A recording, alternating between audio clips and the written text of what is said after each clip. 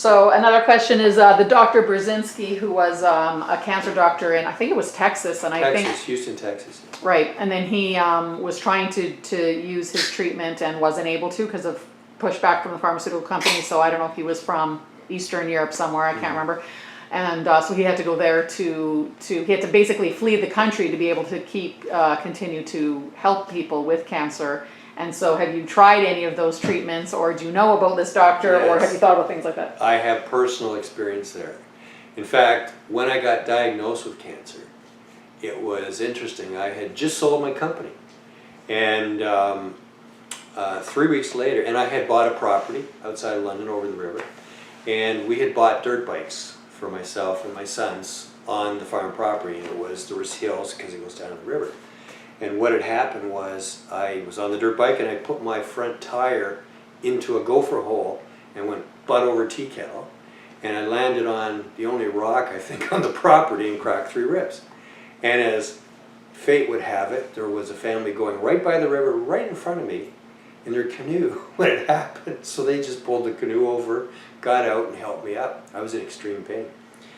But anyway, I would go to the chiropractor to try to get some relief because you can't do anything with cracked ribs. But he told me, he says, when you have a trauma like this, all your muscles seize up in your whole body. And with chiropractic, what do they call it, treatment or manipulation, I guess, they can at least try to help you relax your body. And it worked.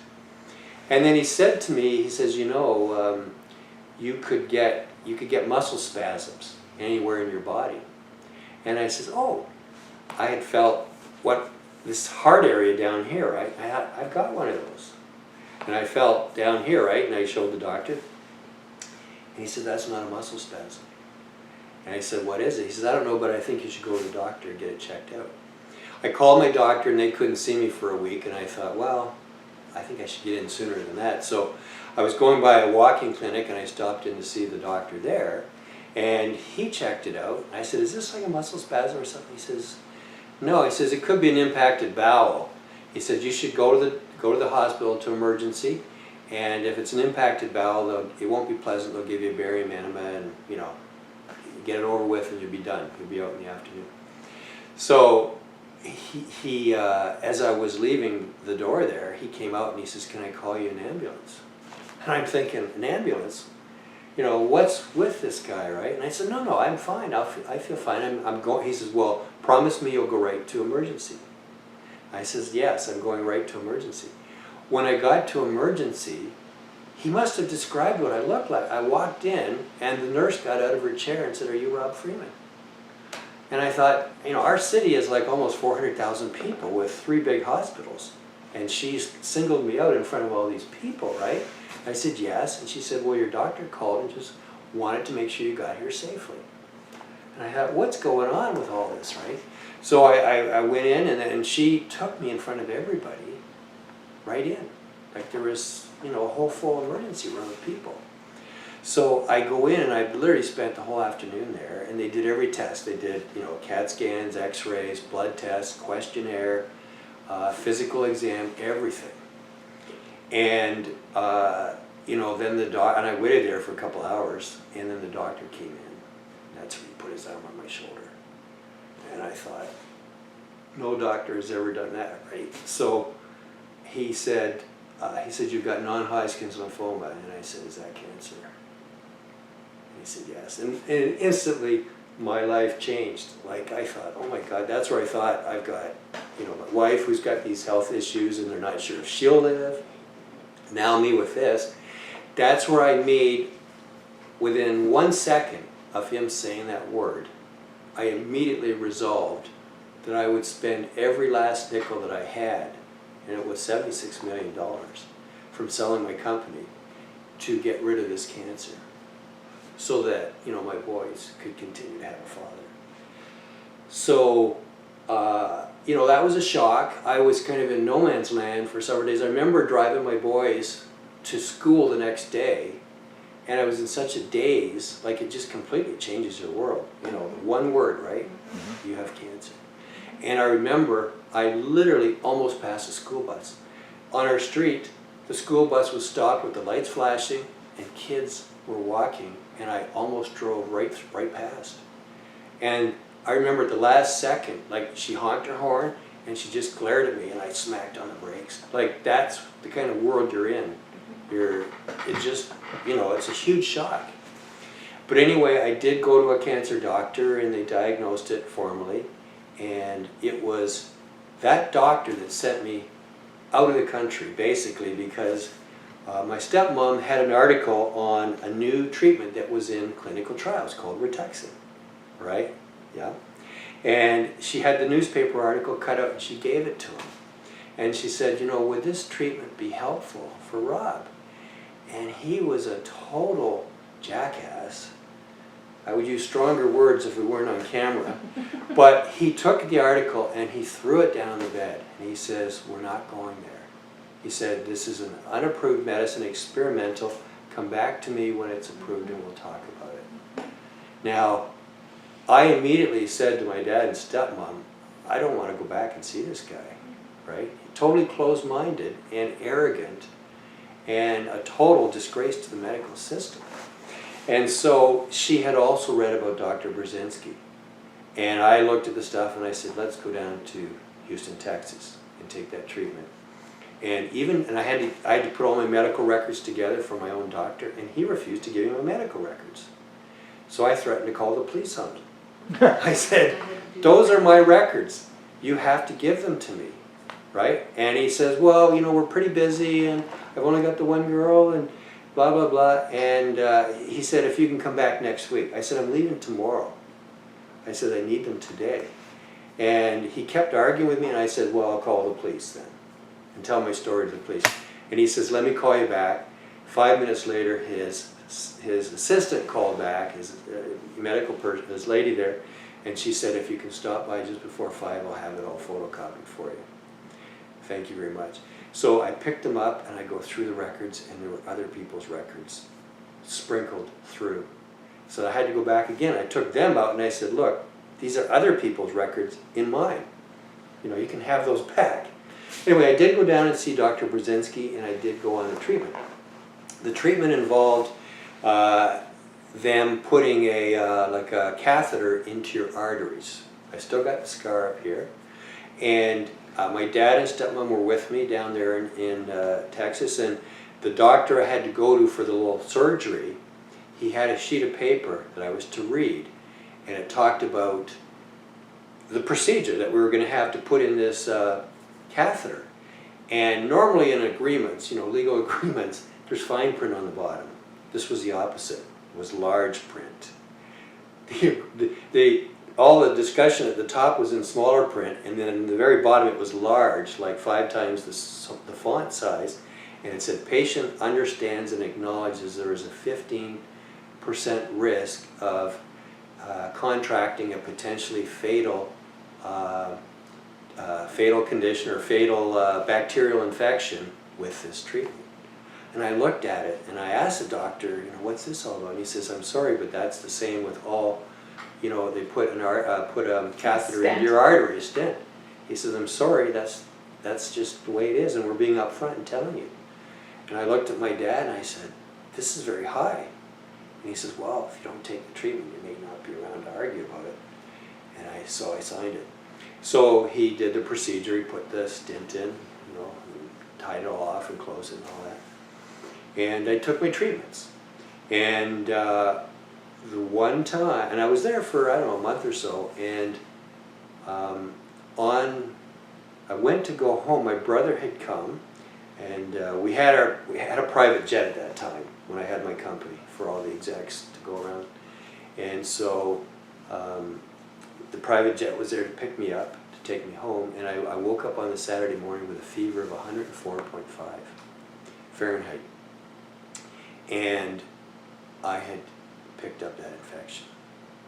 And I mean, there's more to the story too, psychically, that we could get into on other discussions, that it was actually foretold, okay, but the date and time was off, okay. So I woke up the Saturday with that infection, with that fever. It was like 105 degrees in Houston, and I was freezing cold, we went to the airport, and I pleaded with my brother to turn the heat on. Like, not just the air conditioning off, but the heat on. He had it full blast, and I was still shaking. I was freezing. So I did take Tylenol. We got back late that night. The next morning I woke up with a fever again, and I went to Emerge in London, and they said, well, because I had taken Tylenol again, I present myself and I got no fever. They sent me home. And that day I was going to Toronto with my brother or something, 2 hours away, and I got a phone call on my cell phone. Whatever you're doing, wherever you are, turn around right away as fast as you can legally go and get yourself in here. You have a potentially fatal infection that's in your blood through your entire body. And I thought, oh no. So I hightailed it back. They gave me all these tests, and they couldn't isolate out what the bacteria was. And 3 days went by, and I dropped in weight. I dropped from 175 down to like 145. Like, I was being consumed, right? My weight, and I wasn't eating. I couldn't eat. I wasn't hungry. I couldn't gag the food down. So I ate nothing, and I just dropped in weight. I just, like an elevator. And this is where it gets a little bit strange, and you can edit this part out if you want, but 3 days later I woke up in the morning and I had a lot of strange things happen. I felt that my soul was trying to leave my body, okay, and I was so weak. If you've ever gone to the mall and you go in and leave your lights on your car, you come back and they're just a little bit orangey yellow, and you go to turn the car and there's nothing. That's what I felt like. Zero energy. And I had this sensation of black around me. And I don't know whether it's seeing it in your sort of psychic eyes or whatever, but it felt like it was at a specific distance from me. It felt like it's like right here, like enclosing me, black. And I knew that I knew that I knew if it touched me, I was gone. And I said to myself, this doesn't feel like I'd be going to a good place. Yeah. Black, yeah. Right? And I found out later, talking with sort of religious people, why it was black that was given to me and not white. If it was white, and like they say, the white at the end of the tunnel, I probably would have just gone. Yeah. So being black, it caused me to fight. It's like, no way, that's not where I'm supposed to go, right? Yeah. So it was like this black, and I thought, and I was so tired, so I closed my eyes and I was asleep, and when I woke up 10 minutes later, it was closer. Like, I wasn't imagining it, it was a real thing at the time. And it was like right next to me. And it really, I could feel my soul tugging, like, it's like, let me go, right? And I thought, no way. And I literally got down on my knees. And, I'm praying, I'm saying, I learned in Sunday school when I was a kid, if you pray and believe and ask for something, it will be given, right? Mm-hmm. Whatever. I don't know the exact words. Yeah. And, but I thought, is this too late? Is it too late? Am I gonna die? And this is like, 8:30 in the morning, and I immediately called my assistant. I thought, I'm so weak, I don't even want to tell anybody in my family. If I tell them, they're going to freak out. If I say I'm about to die, they're going to freak out, and I can't handle that emotionally. Because when people came to visit and they left, I would sleep for 5 hours, just talking for 5 minutes. I was so weak, right? So my one assistant, Ruth, I left a message for her. They weren't quite into the office yet, and I said, I know you've got me on a prayer group around the world with your sister and all this stuff, right?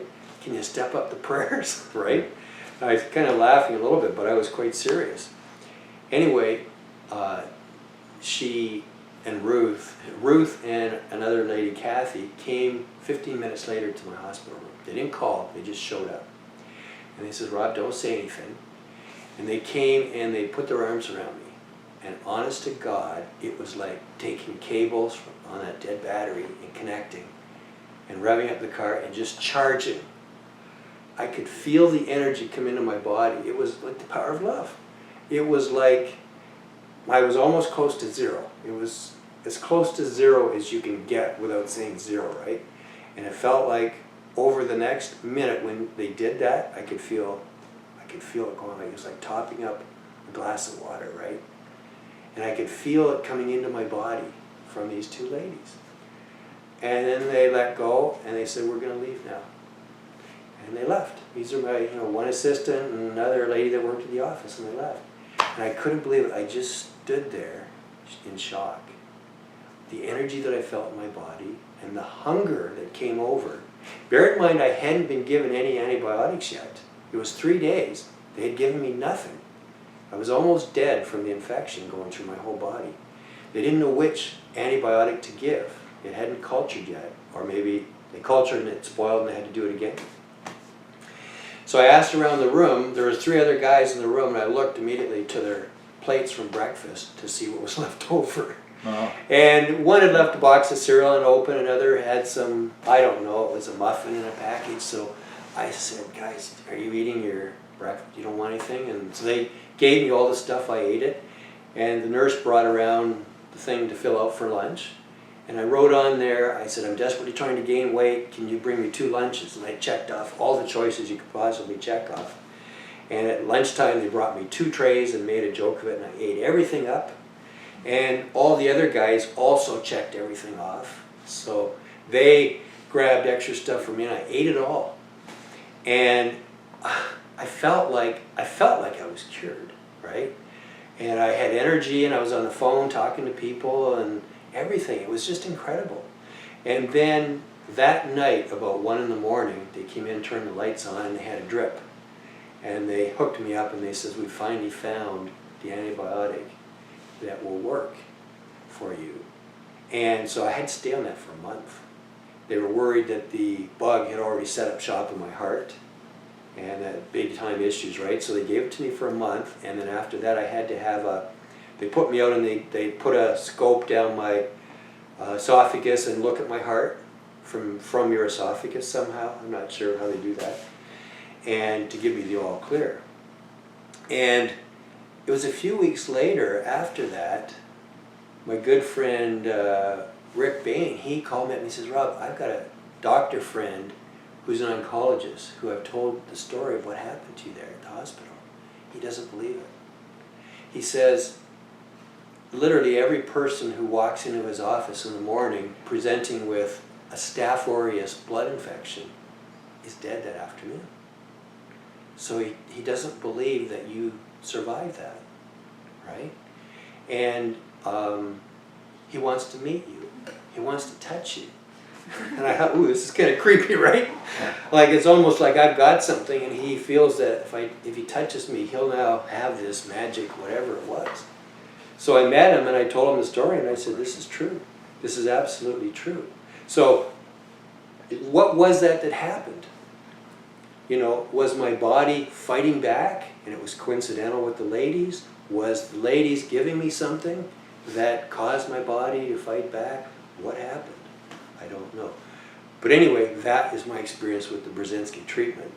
Is through the catheter, I caught a Staph aureus blood infection. I can tell you the rest of the part if you want to hear that real quick. Yeah, so, that's my experience with the Brzezinski treatment. And to get into it a little more detail, once again on that Saturday I came down with that fever and that infection. And it was literally, I guess it was 4 days later when I finally got the antibiotic. But as my friends, oncologist friends said, most people that get one of these Staph aureus infections are gone right away. And I was very fortunate that through whatever reason, was it these ladies imparting this energy of love to me? Was it my body fighting back hard, having been introduced the bacteria? And remind me, and we'll talk about that, because that also is the right bacteria to deal with my cancer. Yes, by coincidence. Yes, it was. So anyway, what happened on the Sunday, I had, previous to all this, I had been working with psychic people that can supposedly see in your body, and were giving me different things to do, and advice, and they did like readings, psychic readings. And I had hooked up with this one lady who, on the Sunday when I was in Houston, she emailed me and she said, Rob, you have a fatal condition that can kill you. I don't know what it is exactly, but go see your doctor tomorrow. She said, I'm very concerned. I can see it, right? And so I went to see the doctor on the Monday. Now there's the Saturday when I came down with the fever. This is the Monday and the Sunday, right? Sunday she wrote me the email and said I had this, right?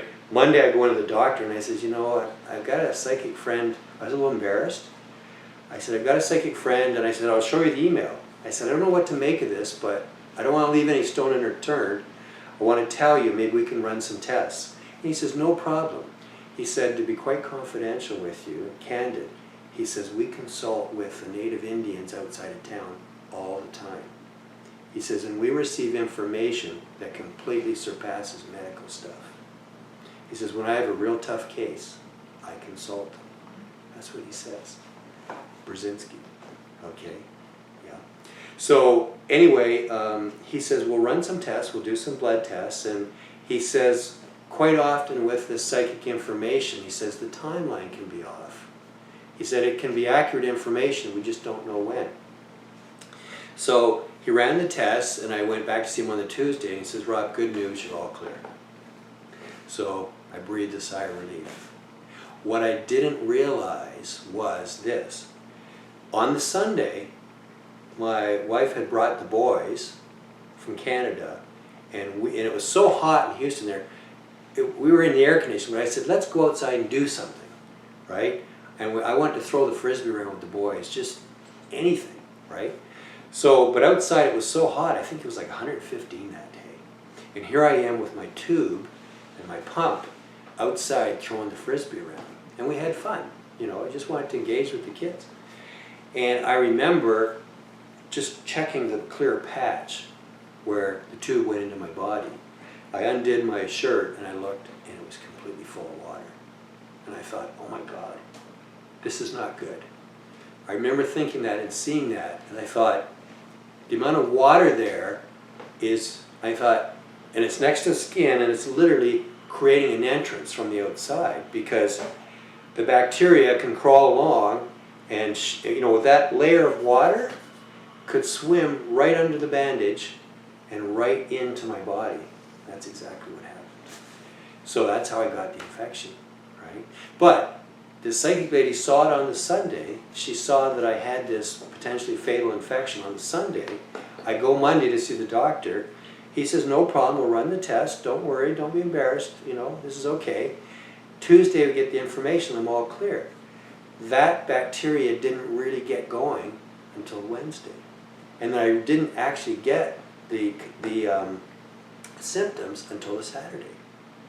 So it's like COVID, right? So it wasn't picked up on the blood test, but it was already starting, it was already in the works. So, yes, she was right, but she had the timeline off just a little bit. And in fact, did she? She was already seeing the infection, and maybe it was there on a microscopic level, and it was undetectable at that point, right? Don't know. So what does this say about the world? Because you have these synchronicities, paranormal things happening, and I think back to when you have the accident with the little moped or whatever, that if you hadn't had the accident, you would have been dead. So people look at accidents and say, oh, this is a bad thing, when in fact this is what saved your life. If you hadn't had that, you probably would have been dead. It is. It is, because that sent me to the chiropractor, who sent me to the doctor, who sent me to the hospital, who found out what it was. Yeah, and now also, it's hard to know whether that accident caused the cancer or helped me discover it. I can say that I ran into many doctors around the world who said that when you have an accident like that, a trauma, there's like a growth hormone that's produced in your body, and big time, and guess what else loves the growth hormone? The cancer, yeah. So what can happen is, and one doctor said this is likely what happened, is that the cancer was there, just kind of slowly creeping up on me, no big deal. The accident with the growth hormone being produced caused it to whoosh, go like that and take off.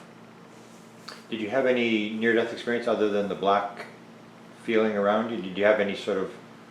At that time or in other Yeah, parts of my life? Well, at that time, and maybe... It was really just the idea that it was black and that it was not good and that I didn't want to go there, so I did fight like hell. And I thought, what can I do? What can I do? I mean, all I know is that I know my assistant has me on prayer groups, and I do believe in our Creator. I do believe in a power much higher than myself. Not maybe in the same way that religious people do, but I experienced it. And I reached out. I reached out for help. And she came and they, did this. You could call it a healing, call it whatever you want. There's more to that part of the story, Grant. Months later, she said, Rob, I wanted to wait until you were good and healthy and back to normal before telling you this, because I didn't know how it would affect you. But she said, there's a reason why I came in with Kathy to the hospital and hugged you like that. And I said, well, tell me. She said, as you know, my daughter lives in New Brunswick, and she had a baby girl. And the baby girl got quite sick right away. And they thought the baby girl was going to die. They believed the baby girl was going to die. And I remember Ruth asking for time off so that she could fly out and be with her daughter and the granddaughter and basically say goodbye to the baby, right? Because the doctor said, it's not going good. We don't think we can save the baby, right? So Ruth went out there with her husband, and they were all in the room with the baby. And it's like, it's not a happy situation because at any time the baby's going to die, right? And so people were hungry, and the family said, well, we're going to go downstairs to Tim Hortons. And Ruth said, I'll join you presently, like shortly. What she did was, she reached down and took the little girl in her arms. And she held the little girl, and she said, when she did, she said it was an incredible experience. She said that she could feel like an energy, like love. She said, that's all I thought of is just loving. It's hard to talk, right? Yeah. She said, I could just imagine, I was just imagining loving this little girl with all my being. So she did, and she said, I could feel this energy going into her little body. And then, she put the baby back down, and she went downstairs with the rest.